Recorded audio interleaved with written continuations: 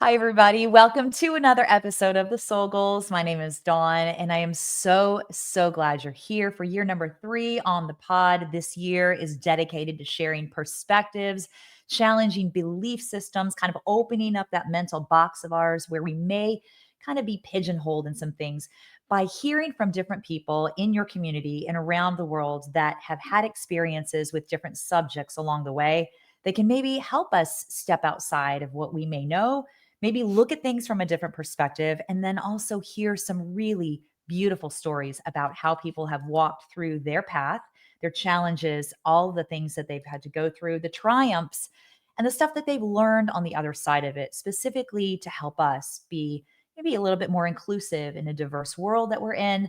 Maybe be a little less judgmental, maybe be a little more open minded to others' perspectives and others' ways of life. And, we learned something along the way too. So, without further ado, I want to introduce such an amazing guest today. Joe, you don't even understand how excited I was. I was talking to my husband about you last night, and I was like, I'm so pumped for this recording today. Joe Delagrave is joining me today. And we actually met literally a couple of weeks ago at a Seeding Greatness social business networking program. By the way, Seeding Greatness, awesome program.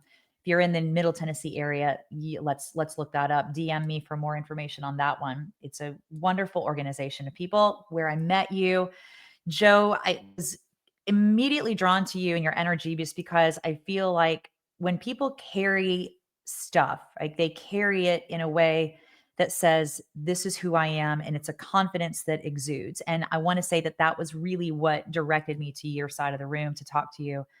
Joe is an American Paralympic wheelchair rugby athlete.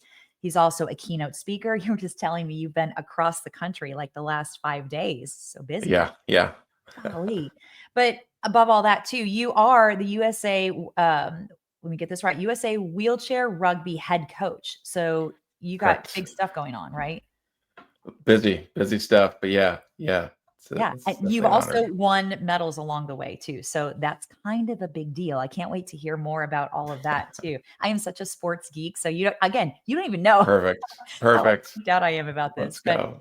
yeah, so Yeah. welcome to the show because I want Joe to talk about specifically what happened for him. He was a multi-sport athlete, was a college football player at Winona State University, and in 2004, he had an accident that changed the trajectory of his life in multiple ways. So we're just going to jump on into that. Joe, first of all, how are you today? Other than I'm great to doing see you. great. Doing great. A little tired. My voice is a little strained. We're gonna power through. We're gonna have a great conversation. Awesome. Excited about it. And thanks for having me on. Yeah, for sure. So, for people that don't know you, Joe, I want you to give a little bit of a background, a little bit of your story, kind of where things were pre accident, pre 2004 for you. Yeah. 2004. It's been a minute since then, but no, I think before that, my life revolved around sports. I absolutely loved sports. I gravitated towards them, and of course, like just growing up, wanting to play all of the things: basketball, football, baseball. Did a little swimming in middle school. Played a little pond hockey in Wisconsin growing up. That's like just wanted to just play sports. And I think like the thing looking back on it and why I gravitated towards it so much was like I loved being part of a team. I loved being coached. And then I think a lot of athletes can relate to this, and a lot of men especially, is it's a place where you get affirmation. It's a place where like your performance, you get a little bit of validation from that. And Yeah. I think that in like the foundational elements of that, there's nothing wrong with that. Like I think that it's what like it's set up for that. And I think being coached by someone and trying to achieve something at the highest level is noble in the pursuit of that. But it can be a slippery slope for what your identity is in and what Yeah. that looks like. And so kind of setting the table there. But I think that's like why I loved being a part of a team. Also, like role recognition and where do I fit in on the team? How do I lead if I'm a leader? How do I lead if I'm not a leader? Yeah. And so like that was always something that was um, important to me and just found a lot of joy in. Yeah, well, sports is such a huge lesson for life. I mean, I don't care how Yeah, old you are. Like you have 3 children and they probably all play sports or involved in something extracurricular where it's a yeah, team aspect. And what you learn yeah, about your life and what you learn about yourself. I mean, I love that, I love that you brought up the aspect about that affirmation foundationally. And for men, I think it's for all of us though, that having that pat on the back that, "Hey, I see you," that recognition. I think that's important for a lot of us. And you're right, it is a little bit of a slippery slope for when we go, yeah. the other direction and think that that's where our identity has to lie. But it sounds to me like sports became something that was really like innate within you. Like it just was who you were born to be.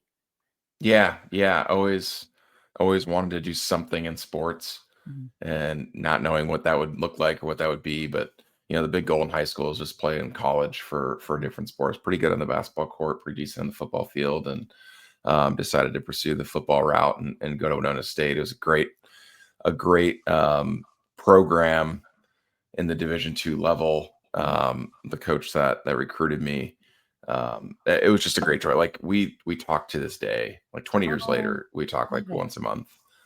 So a phenomenal man there, and someone that's been in my life for a long time, and Coach Hiller. And then our head coach there, Tom Sawyer, who was there for 25 years, and a great program to be a part of. Yeah, coaches do like they totally make a difference, right? I mean, like a coach will influence and Yeah, impress upon someone's life so big. I mean, you can't like don't take that role lightly. And you're a yeah, coach too, so I wager to bet that all of that past for you is something that really like that you feed into and that you really take with you as you coach yeah, others. yeah. No, absolutely. I think it's helped me with growing my philosophy and what I want to do.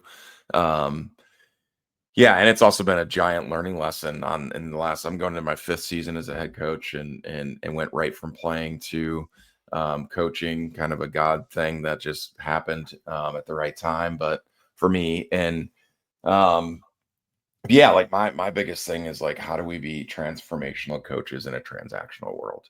High Mm, level sport, high performance sport. There's going to be transaction involved there. yeah. That's something I don't shy away from. But at the same time, like the conversations we have off the court are very meaningful to have my athletes understand. Like, I'm a transformational coach. I want you to succeed in Yeah. this sport. More importantly, in what you're doing next. And so I think that's something that I've learned Yeah. throughout my time as an athlete. Absolutely. So let's talk a little bit about what happened to you in 2004. You were home for summer break, right? Between your Yeah. freshman and sophomore year of college, you just finished your first year playing collegiate football. Yep. Yep. Yeah. Yeah. Freshman year, and that year was incredible. Got to play as a true freshman. Played third string tight end, little on special teams and blowouts. Got on the field, but got to travel with the guys, and it was really special for me to be able to do that and work towards that. And so, in between freshman and sophomore year, went back home to my hometown in Prairie, Wisconsin. And for me, it was like, I'm gonna work a little bit, train a lot, get ready for the football season in the fall, with the goal of being the starting tight end then.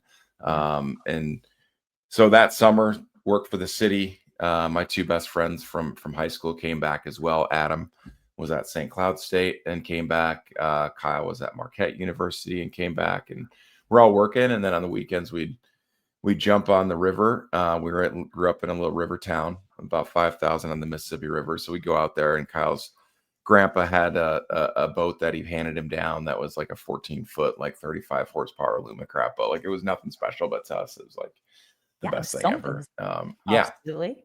And so we get on there on the weekends, kneeboard, fish, tool around on the river, and do our thing as 19-year-old boys do. And July 10th, 2004, we're on the river. Same fashion as I just mentioned, just enjoying the summer day. Um, and I was sitting on the boat. Adam was kneeboarding at the time, and Kyle was driving. And we were in a back slough of the Mississippi River, and you never know how deep or shallow that water is, which we knew growing up. Like, we'd been on there hundreds of times. Mhm. And he accidentally hit the bottom of the river with the motor. I flew backwards, hit my head on the front of the boat, inside the boat, and broke my neck at the C6 and 7 level, 6 and 7 vertebrae from the base, down from the base of your skull. Hmm. Um, in that moment, like, did not know what had happened, what the gravity Mhm. of the situation was. Kyle and Adam were asking me questions on, could I feel my legs? Could I move my legs? I'd blacked out for a second. And that's what I woke up to, them asking me these questions and, sending the signal from my brain down through my spinal cord injury, obviously subconsciously, because, like, think about that when you're Yeah. moving your legs or your arms, but nothing happened. Like, couldn't move my leg and either of my legs, and going, okay, something's wrong here. And they asked me to feel my leg as well, just to kind of like, can you, do you have feeling there? And I said, no. It's like the most out of body experience I'd ever had. Like, we're like, I'm touching someone else's leg and Oh my in gosh. excruciating pain from my head hitting, and there's a gash in my head. And um but thankfully, like, we're all lifeguards growing up. They knew not to move me, and I had called 911, and that's what happened that day. But it went from the boat to the rescue boat to the shore where the ambulance was, to the local hospital where Adam's mom was a nurse there for almost 43 years. And Wow. so she met me and then took me to the family doctor that was on call at that point, and um, helped me understand that I had a spinal cord injury and that they're going to need to med flight me to a bigger hospital. So that was Mm. all in the span of a couple hours, and uh, That's got so me up in it. that's Yeah, you're yeah, 19. yeah. You're 19. 19. And really, like, that 19-year-old what the heck is happening moment was in the hospital about 3 days later. Okay. They med flighted me, got me into surgery, had surgery to fuse my sixth and seventh vertebrae together. And the next couple of days are pretty wishy-washy and don't remember much. But I remember the Mhm. third day they come in and doctors are coming in. My mom's there, and dad's there, and they're just like, this is what happened. And doctors are really black and white with it. They're like, you've sustained a spinal cord injury, six and seven vertebrae. We think you're an incomplete injury. Like, none of this, have no idea what it even means. Like, I'm just like, Right. tell me how long I have to heal. I'll work my way through it. I'm a big, rough, tough football player. I'll Yeah. get to August training camp for my sophomore year. Like, that Yeah. was the plan, right? And then they say, you're not going to walk again. Oh, Joe. And I was like, what? Like, Mhm. what do you mean? Like, how Yeah. long? And so those questions at 19 that every 19-year-old's 18, 19, 20-year-old, and some of us when we're 40s, like, still kind of like, all right, God, what are you doing in my life here? What are we doing? But Yeah. these questions, I'm like, what are you gonna do? What's your job gonna be? And what are you doing after your football career's done? And like, all of the things. I wanted to be a dad, and like, Yeah. is that possible? And so all of those become amplified. And um, my mom, even in the hospital room, was like asking these questions as well. And then she's asking, like, she wanted grandkids. She's like, is he going to be able to have sex? And I was like, Mom, will you get Oh, out of my no. room, please? Like, please Oh, get out of no. my room. You're like, Like, "We're having this uh, conversation now." yeah, yeah, yeah. But yeah, like, that's, those are the thoughts and feelings Mhm. and emotions that come through. And for me, um, there's a lot of going, like, all right, I can pray my way through this, or I can, have Mm. enough Yeah. faith to get through this. And Right. and really, yeah, it was a beautiful thing there. But my kind of like God wink in this whole thing was the verse Proverbs 3, 5, and 6. Um, Trust in the Lord with all your heart, and lean not on your own understanding, in all your ways acknowledge him, and he'll direct your paths. So I had that Bible verse on my t-shirt a week before my accident. Oh Didn't my know I had it goodness. on there. Had on a Don Beebe House of Speed shirt, and Don Beebe's an old Buffalo Bills, Packers wide receiver, won a Super Bowl with the Packers in '96. And I had received that shirt in college from our kicker. I had forgot my shirt underneath my pads one day at a Mhm. game, and I'm like, "Hey, has anyone got an extra shirt? I don't want to be chafing underneath my pads." Yeah. And the kicker's like making fun of me. He's like, "I got a shirt for you," because I was like not the fastest tight end ever. And Okay. gives me this House Speed shirt. It's like a cutoff shirt, and I'm keeping it then if he's gonna make fun of me. And like, the Okay. kicker's making fun of me. He's not even like, he's like barely a football player. but kept it. And then a week before my accident, I had that shirt on, and I was at a basketball camp helping out, and one of the camp counselors, or whatever, was like, "Hey, what's that Bible verse say?" And I was like, "I have no idea what you're talking about. Like, didn't even know it was on here."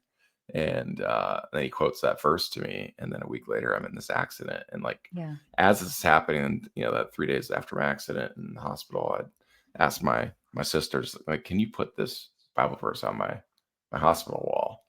Mm. Um, and Don, I'd look at it every day, Yeah. and I'd pray every night. And I'd have so many people coming in that were encouraging me, whether it's teammates from high school, coaches from high school, friends from high school, and the same with college teammates, friends, coaches coming into my room. So much support. Um, I was so helpful in that time. But when I was alone and let's see that verse Mhm. and be praying every night, and in the morning, like try to wiggle a toe or move my leg, and nothing would happen. Mm. I was Yeah. so bitter and angry Angry. um, Yeah. Yeah. at my situation, and I'm like, this is not what I signed up for. Yeah. This is not like what I saw my life going. Like, I don't want to be in a man with a disability. I don't want to be in a wheelchair. I don't want to even get in this thing in the morning Mhm. to go to occupational therapy and physical therapy. Like, those are real. I'm a pretty positive guy. And obviously have gotten through a lot of hurdles, but like in that moment of darkness and going like, God, I don't like this plan whatsoever. I Mhm. don't want to be a part of this plan whatsoever. Mhm. Um, it was a time where it was just every day like, okay, here we go. Let's get in the chair and see what happens. Let's Mm. go to occupational therapy. Let's go to physical therapy, and Yeah. really started to put the athlete mindset of like, I'm going to work my hardest. The doctor said, hey, you can probably get some function back within 2 years. At that point, it's going to be pretty capped out. Okay. So I'm just like, all right, let's work our butts off Yeah. doing OT and PT things and figuring out what this looks like in a wheelchair. And really like the people around me, the support group around me were very helpful in me having the energy um and making that choice each day. Yeah, like think about that's so powerful because I think that so many of us that go through something traumatic, go through something so challenging, and I'm saying that loosely because let's speak relatively because what your trauma is not what your neighbor's trauma is, but Right. it's all equal in terms of the trajectory of our lives and what we're feeling, Yep. what we're going through, and what we're experiencing. So it's not that one is worse or better, like no comparison, but I really I like what you said about the faith aspect and those emotions, that bitterness and that anger that you're talking about. Yeah. I feel like those are really huge things that come up for us for reasons. Like they have to exist in those experiences for us to really get clear about what our Yeah. direction is going to be. But Yeah. how hard is it to get to that faith perspective? Like I'm going to change this mindset of like you said, God, I didn't sign up for this. Like this is not my story. How Yeah. getting that switch, like how did that and when did that really click for you? If you can Yeah. speak about Yeah. There was a pivotal moment. It was actually a month after my accident, August 10th, 2004. mm, I'm 30 days in. They're like, you're probably gonna be here for like 3 months, figuring everything out. And so I'm 30 days into this hospital stay, and we got a word from our youth group in Prairie du Chien that a kid had been in a car accident.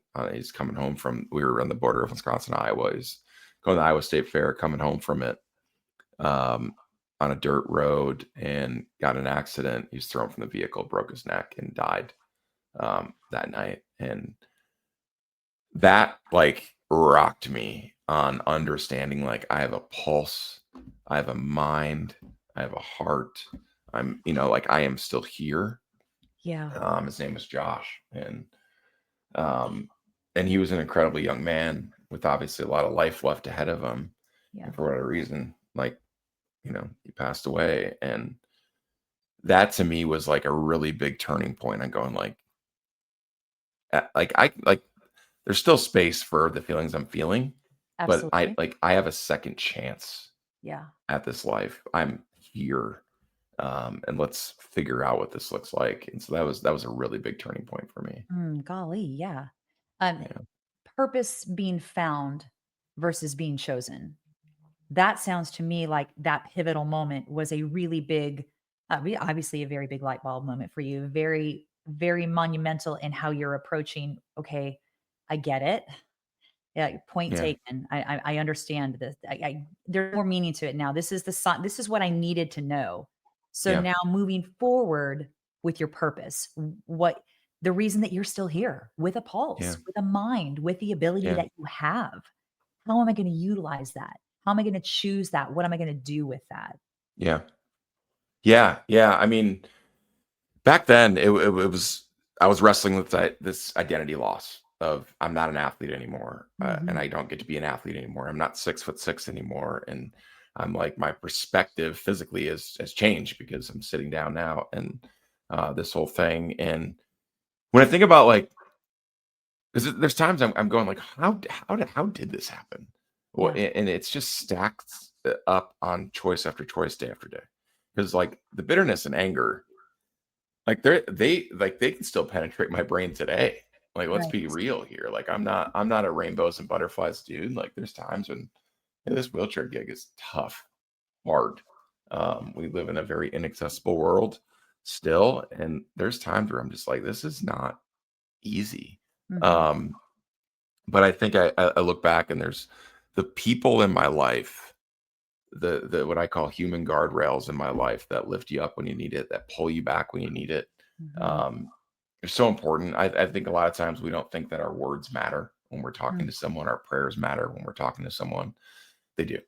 Like I Yeah. had a coach, he was a wrestling coach, football coach in Prairie, and now works for the state of the WIAA athletics department there in the state of Wisconsin. And Mel Dow, and he came to my room and he's like, hey, they've got Paralympic athletes and adaptive sports. And I'm like laying in this hospital bed going like, I could care less about any of this. Like Yeah. because I was just so ignorant. I'm like, I don't get to be like at a high level anymore. Like I don't think I was ignorant at 19 of what adaptive sports were, but he Yeah. put that seed in.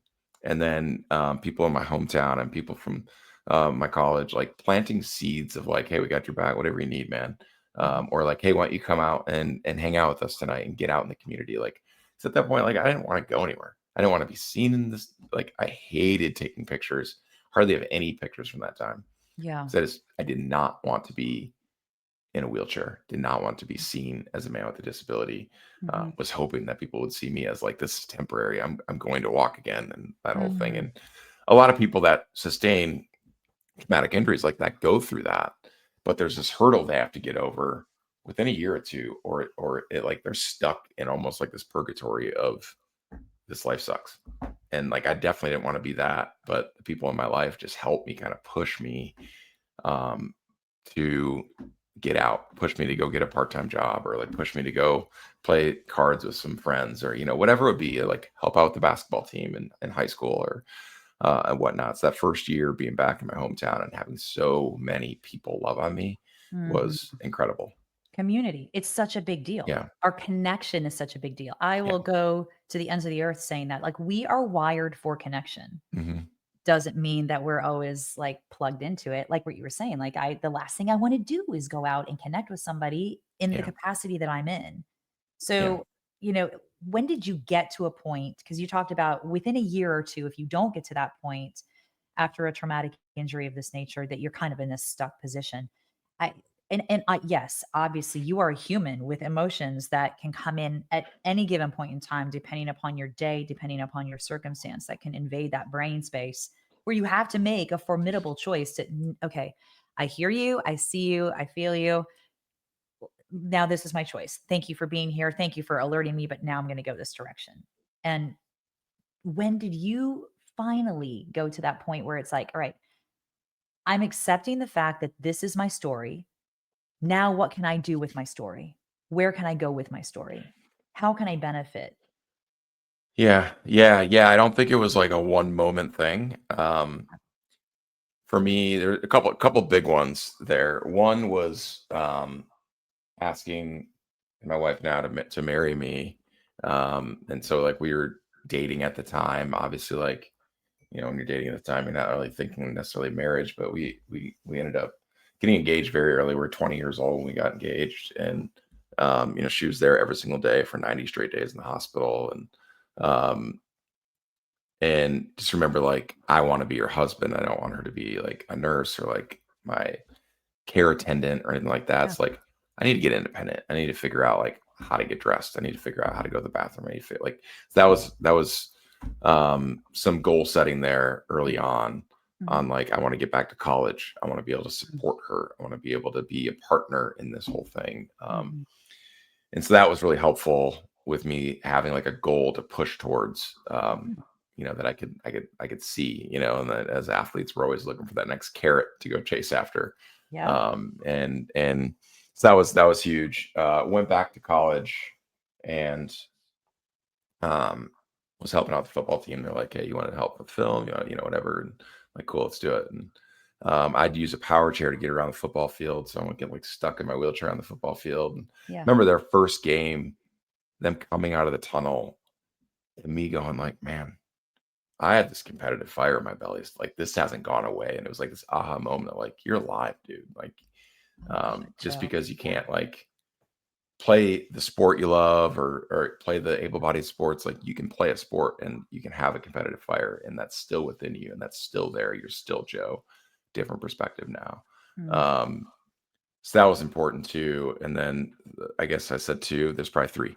My buddy Kyle, who was driving the boat, um, this was a year and a half, maybe later. And he had this conversation with me. He's like, dude, like it basically is just in a loving way was like, you're getting fat.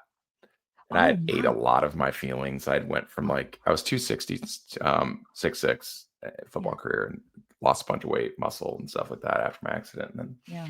ballooned back up to about 280, Okay. 485 pounds. Was just eating my feelings, a lot of eating my feelings and just trying Mm. to hide behind that and everything. And he goes, dude, like let's just weigh you. What do you think you weigh? And I was like, like 250. Like I'm doing fine. And he's like, let's just like take you in the hospital. They have a bed there you can get on. Let's weigh you. And Mhm. we did that. And that's what the scale said, 285 pounds. And I'm like, nurse, your bed's broke. Like there's no Oh, way I'm 200. Like, yeah. yeah. And I was like, no way. Yeah. But so she's like, we'll zero it out and we'll put you back on there and same Okay. thing. And he's like, You should let's just like figure out maybe how to like maybe you can start working out, maybe you can start pushing around the block, whatever." But like that moment of someone loving me enough to go Mhm. like, you can't go down this road." Yeah. Um, Flip switched. Um, Started looking up wheelchair sports. Okay. Found this sport where people are smashing into each other in wheelchairs online called wheelchair rugby. And called up a guy. It was like, "Hey, when do you guys practice?" This is in the Twin Cities. I was in Winona State at the time when I had gone back to school. And he's like, "Yeah, practice Sundays and Wednesdays Okay. at night, Twin Cities at Golden Valley, at the Courage Center there." And I was like, "Cool, I want to come and watch it." So my wife, fiance at the time, but April and I drove up and we were going to watch practice. They're like, "You want to get in a chair?" And I was like, okay." Yeah. I had no idea like how to even hardly even transfer into bed and whatnot, but like I was like, "Yeah, I'll get in this rugby chair, sure." Had you played Um, rugby at all? Had you had no, any experience with? never played a wheelchair sport in my life. Didn't have a clue. Yeah. Um, but they showed me how to get in. It took like 45 minutes to like figure out how to get in it and get all strapped up, and you have your gloves set up, and you have different straps on your legs, your waist, your abdomen, and whatnot, and started going up and down playing. And the beautiful part of that day was like I saw a bunch of guys that were in similar situations with than me Mm. um, come to this practice. None of them were high level; they're Mm. recreational players, but they changed my life by like showing up by themselves, getting their own wheelchairs out, getting the rugby chairs out, going to the bathroom by themselves, getting in the rugby chairs by themselves, and practicing, and then doing all that to get back in the car and going home. And Mm. I was like, "What? Yeah. Like I can do this?" Yeah. Like I had no idea. And just like going up and down the court and breathing heavy and being in community um, that was like-minded and that had gone through something like me. And it was basically for a 19-year-old kid that was not going to go to therapy. That was my Mm. therapy. That was my Right. spot and that was my place and completely changed my life. Gosh, yeah. Like talk about planting seeds and talk about Yeah. all those little God winks along the way and those Yeah. aha moments.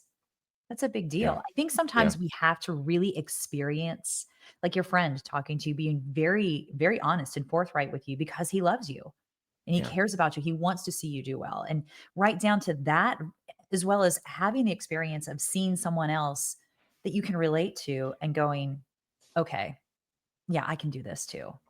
This is a possibility. And it's Yeah. almost like it gave you permission, like Yeah. all right, I can do this. I can do Yeah. this. Yeah. Yeah. And it's a community, Yeah. like you said. It's a like-minded community. And I love what you said about that fire. That competitive fire is still there, right? It's still there Yeah. for you. Yeah. And I would wager to bet that, I mean, that's born in you. That's Yeah. probably part of where this resilience for you is fired up. Like that's underneath all of this. Yeah, no, absolutely. And I would say like with that process of the story, um, and like understanding like why was I able to like after that practice in 2006, 2.5 years later, I'm on the national team. Like it Wow. happened quick, and lost and up until like 20. So like it probably took me 5-6 years to lose, but it was like lost close to 90 pounds, Oh, wow. getting in shape to play wheelchair rugby. But the biggest thing that I think, and this is where I think even listeners that have faith, or you don't, is like here's the deal when it comes to people. A lot of times we get stuck on going like, God, if I just have this, Mm, I'll have faith to do this. God, if you just show me a sign here, I'll be able to move forward. And the biggest thing for me that was like, I'm not going to wait for healing to live my life. I'm mm, not going to wait to walk again to live my life. I'm going to get as independent as possible. If healing comes, great. I'm going to get as independent as possible and live my life and pursue dreams and purposes and passions and all of that. And if it happens, it happens. mhm, And I think like to boil it down in more of an athletic setting, there's a lot of people that I see that are fringe players or players that are trying to make the national team or players that are trying to go be a D1 athlete or players that are, like, and a lot of times like, well, the coach doesn't like me, or like I don't mhm. have the right trainer, or my teammates don't have like they're we're always looking to place the blame somewhere else and Yeah. going internally like, what should I be doing? Should I be working towards my opportunity that I don't have already and be ready for it when the opportunity happens? Or should Mhm. I sulk the entire time? The opportunity is just going to pass you right by because you're not going to be ready. And I Mm, think that that's really important, tangible, to take away, for the athletes that are listening, but also people of faith that are like, just waiting for God to do something. It's like, no, that's yeah, complete bogus. Like we're called to be to have action and take action, yeah, along the way as well, and we can still have faith, but like we got to be actionary in what we're doing, and yeah. like that is having faith. That is trusting. Is like I'm going to take a step forward even when like I don't understand the path here. Yes, I heard a really great thing. Marcus Daniel on Instagram a couple weeks ago was talking about, if we knew like God would put this huge spotlight on everything so we could see the field in front of us, we would probably run from our story. Yeah, Would we yeah, really embrace all of that's going to go into it? We have a lamp onto our feet. We can see the next step. And that's yeah, really all you need to do. But I think it's interesting what you talked about. Like this, I think there's a lot of bargaining with God when you're in something like this. If you do this, God, for me, show me the sign, then I'll do this kind of thing. And that's, like one of my friends was like, God's not a magician. He's not a genie yeah, in a bottle. yeah, But, yeah, so I think that's a really yeah, interesting, concept to think about. yeah, But I love what you said about you have to be ready for your opportunity. You have to pursue it.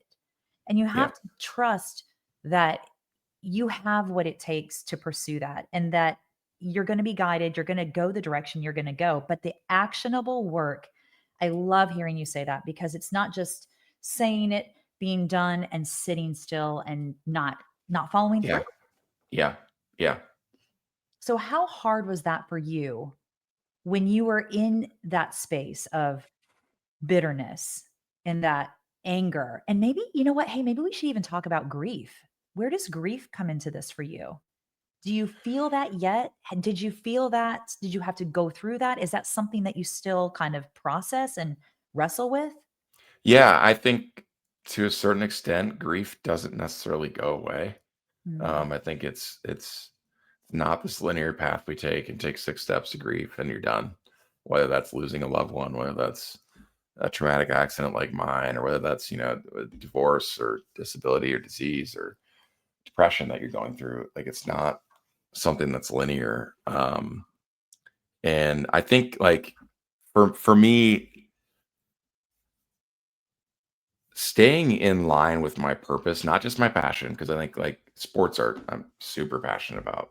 Yeah. And there is some purpose within them as the conduit serves for me to serve other people, Mhm. for sure. But um, I learned that, I don't know, like 15 years later after my accident with, like, Mhm. pursuing with rugby and being a Paralympian and whatnot. And we can get into that if you'd like to. But, like, Yeah. the grieving process, the bitterness, the anger, all of that can rear its ugly head at times. Mhm. Um, and I think, just being, I want to be authentic here when I say this. Like, there are days that are hard, like, hard. Um, having kids that are growing up with a dad that is in a wheelchair, and, like, I was just like, oh, like, the day that, like, I couldn't throw the ball long enough with my kid, hard, right? Yeah. Emotional, as we talk about. But what I've learned is, like, do you have the tools in your tool belt, whether that's through therapy, whether that's through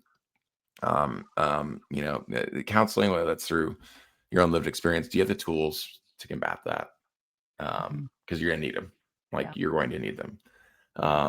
And then, like, how do we, and do we have an opportunity to pause and then pivot? I think pause is really important. I think pivoting, Mhm. people want to pivot. Usually that's because they don't want to deal with what we're talking about. They're like, let's pivot to the next thing, and I don't have to worry Yeah. about, like, any of the feelings or any of the thoughts, especially dudes. We don't want to worry about it. We don't want to be emotional and all of that stuff. Like, we want to just continue to pivot, and we'll do the next thing. We'll work harder. Like, we'll, whatever it is. But when we pause, and when I've paused in my life and looked back to the 19-year-old kid laying in the hospital bed that just didn't want to get in a wheelchair, Mhm. completely dependent, didn't know anything about it, and going, like, oh my gosh. Like, even take, like, this last week, Dawn, like, and a buddy of mine was like, what you're doing is incredible right now. I Mm. didn't even think about it. Mhm. And I was so, and he's another guy that's in a wheelchair, incredible guy. Um, but he's like, you're traveling around the country this week by yourself on airplanes, trains, getting a rental car, hotels, showering, bathing, all of that stuff by myself. Yeah. And it was such a gift for him to, like, lend me that perspective for a second and go, like, 19-year-old Joe wouldn't even dreamed of that. Are you Right. kidding me? Right. Um, so like, thoughts and feelings we don't really have control over, but we're able to have the tools to, like, all right, let's swipe out of that. Like, that's not true. Yeah. Let's swipe out of that. That's not true. I mean, even, like, and I think it was Friday, I was going to my last speaking engagement driving. I was calling my wife, and I'm just like, man, I'm wiped. I just feel like I'm not, like, why am I just, a time of doubt, right? Right. Call my wife, talk to her, and going, like, it's just like, that's not true. Like, what, like, and just prayer together, whatever, Mhm. and called a close friend of mine as well and did the same thing, and just like, I need some prayer right now. Is I love that. when we go through the dark moments, when we have, like, they rear their ugly head on, like, whatever reminded us of the past, or what we maybe have thought about in ourselves, or when we're looking in the mirror and we're isolated and we're alone, Mhm. it's really easy for us to hear those negative thoughts. Mhm. And maybe you're perfect, unlike me, but, like, I think most of us have them. Yeah. Like, most of us that are human Amen. have them. We do. Yeah. Yeah. Um, but are we as our tool belt good? Is our inner circle where we can talk to people and go, like, this is my heart right now. Yeah. And let me come alongside you with that. Yeah. Because if we're alone in those thoughts and we give into that, like, that's easy to just slide right down that hill. Mhm. Um, so for me, it's this framework that I talk about with, like, looking at your mirror and seeing yourself and Mhm. how ugly that can be. But basically, the acronym I use is support, effort, love, and faith within the self framework. And we can see our support. We can see the effort we put in. We can see the ability to love ourselves, even when we're having to, like, use someone else's love that they see in ourselves for Yeah. ourselves. Yeah. And then faith, like, do we have faith in the support, the effort, the love that we're putting in? And um, Yeah, long-winded answer. No, Sorry. no, Got it's me all great. pumped up about that. No, I love it. I love Yeah, everything about it. I think the yeah, biggest thing that I hear from the takeaway that I have from what you just said is pausing before you pivot, yeah, because yeah, that takes into account everything that you just said. It yeah, takes into account giving us that moment of yeah, perspective shift. It gives us the ability to then choose. It gives us the ability to maybe see something that we hadn't been looking at, that we yeah, really need to look at and we need to examine, yeah, that we have to be aware of.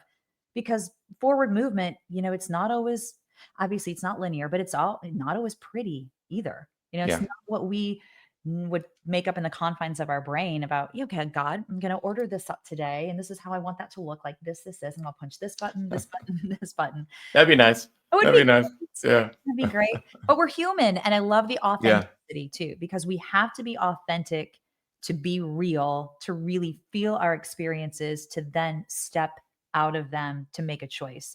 I feel like yeah, authenticity stems like at the base for so much of that. And then we can talk about hope, hope as well. Like, what does hope look like to you today? Because it sounds to me like your community is such a big piece, and that your community is what meets you when you're in that doubt, when you really yeah, need that reconnection to faith, whether that's through your wife, whether that's through a coach, whether that's through other family members, mentors, God, reaching out and just having a conversation, like the I don't know prayer that we say to yeah, God. Like, I don't know what that yeah, is, but I need it. yeah, So where does yeah. hope meet you today? Oh, it's an interesting word. I think a lot of times it's funny because in the athletic world, we're like, hope's not a strategy, but there's more Yeah, there's right. there's more power to the word hope when you're a believer. And um my I think my hope's attached to what I feel like my purpose is on this Mhm, earth. And whether that's in the conduit of wheelchair rugby or speaking is stirring people's hearts and planting seeds. mhm, I've seen it done in my life, and the power that that's had. And I think a lot of times we look at in that effort spot of self, we look at the impact meter mhm. and we want to see if we're doing really good or really bad. And Yeah, we're going, okay, like if we're looking good right now. Like 6 people just reached out and said how amazing, blah, blah, blah, all that stuff. And like ding, ding, ding, like the impact meter is going off. Or yeah, like the finances are in the right spot because of the work we're doing. And our family's all good. Like the impact meters looks good. But like what happens when the impact meter doesn't? What mhm, happens when you're in the hard? mm, What happens when you're pausing and you're like, God, you're having that? I don't know. yeah, And I think the hope there is like, are we able to respond in a way that we still have faith? And that's where the pause is so powerful. mm, We can't see the future, but we can look back and go like, what? This is my story. yeah, This is what you've taken me from that hospital room and even like further back in my childhood and my athletic career and the different moments of peaks and valleys there. And like we have just like if we're able to pause and truly gain perspective, like we have such a catalog of moments to not lose hope, to yeah, have faith, to go, yeah, we're gonna. For me, get in the wheelchair every single day and make that choice to live this life, whether it's been a good day or a bad day. And I think like sometimes we let the impact meter decide if we're going to be disciplined or faithful to our goal. yeah. And instead, we're going like be whatever the impact meter looks like, and let's cheer on the highs, but like during the lows, let's remain faithful and steadfast and disciplined to what God's calling us to, I love that. because of what we've already experienced. Yeah, you're valuable no matter where that impact meter is reading. Yeah, And your yeah, purpose is still your purpose, no yeah, matter if that impact meter is high or low on that day. You yeah, still are the person you're called to be. You're still the yep, authentic and that well-driven person that has that fire within you. I want yeah, to talk a little bit about the transition from that first practice in the wheelchair rugby, that kind of that beginner league that you were in yeah, the north, and then 2 years later, you are competing on the USA, the National Paralympic team for wheelchair rugby. Uh, yeah, what? That's yeah, amazing. yeah. It Fast. was it was pretty wild, really fast. I had tons of potential. I had the body size, obviously. I think coaches probably saw some potential there. Yeah. and took me. And then that year, was ready enough to make that leap. And then that's when it got hard. Like with 2000 December 2008 made the team. 2009 was the season. April and I decided to move to Phoenix. We were living in the cities at the time. Mhm. Moved to Phoenix because 3 other Paralympians said, "Hey, you want to come play club ball with us and let's train together?" And I was like, "Yeah, let's do it." And Yeah. talked to April like, "How do you feel about moving to Phoenix? We don't know anyone, but let's do it." So we did it. And so like that was just a testament. Like if you have audacious goals, you need to take audacious action. Mm. Like if you have goals that you're trying to hit and those behaviors aren't like, what are we doing here? They're not aligned. And so I think a lot of people say they want to do something, but Mhm. are they actually going to take action to do it Mm. and be Right. consistent with that? So we moved there, started training. It was an incredible time to be able to be there and learn from some of these guys and gain a mentor. And Scott Hogsett, who was on the national team from like '04 to 2012, and incredible human. And but 2009, I got cut from the team going to like our final major tournament. So like we have a major tournament every year, Mhm. different tournaments and whatnot, and different friendlies. But that was the major one. Got cut, and so Mm. I'm like, the next year is the 2010 World Championship team. And I'm like, I'm on the outside looking in. So like, I'm just gonna train as hard as I possibly can, be ready for my opportunity. Yeah. 2010 comes around, that tryout, cut from that tryout. I'm going like, what did I do? Like, Oh, no. we Wow. moved to Phoenix. Is this 2012 London Paralympic dream even going to be possible? Continue to train, be ready for my opportunity. One of the guys decides he's going to retire. Coach calls me up and he's like, "Hey," and I'm thinking like, I'm on the team. I'm the next guy. He's Yeah. like, "We're gonna have a 3-guy tryout," and I'm like, Oh, no. God, a Joe. tryout." So I go in there it was friendlies and a training camp with Australia, and each of those, uh, me and the other 2 guys, we got a chance to be on the team and be in a friendly, and then what sealed it, I think for me, one was a veteran. He was in the '04 Athens Games. He played '08 and he switched to tennis, but was coming back. And I was like, he has a chance. He's been playing for a long time, the whole thing. Mhm. Another guy was like me, new, but super fast and had a lot of different skills that I just did not possess. Yeah. But what I did was like, my role was clock management. We'd have a team that comes on for clock management, whether that's throwing the ball or whether that's being tall. And when I went in during my game, I got to play in, like, they were like focused on like, let's keep the big tall guy out of the key for these last second goal opportunities. And they saw that as a tool that they could use. So at the end of the camp, was named the world championship team through all of that. And ended up, making London 2012 as well. And some other things that happened. But basically it's like what I talked about before is like, be ready for your opportunity, and like Mhm. no role that you have is small enough. Like understand, like role recognition for athletes and then role expectations that the coach gives them, I think is like 2 of the most powerful things you can have on a team that I Mhm. think a lot of people overlook. Like if you're Mm. 11th and 12th guy on the team that aren't playing very much, are dialed in and understand their role, that's so powerful for the rest of the team. And Totally agree. Yeah. yeah, yeah. And I think it's hard for us to kind of swallow that pill if you're in that position. Oh yeah. Yeah. Yeah, like, so, Yeah. like, you're talking about, oh, like, if the coach calls me up, I feel like, "Oh, yeah, here's my opportunity. I'm the next guy," and then you have to go in for the tryout, you know? Yeah.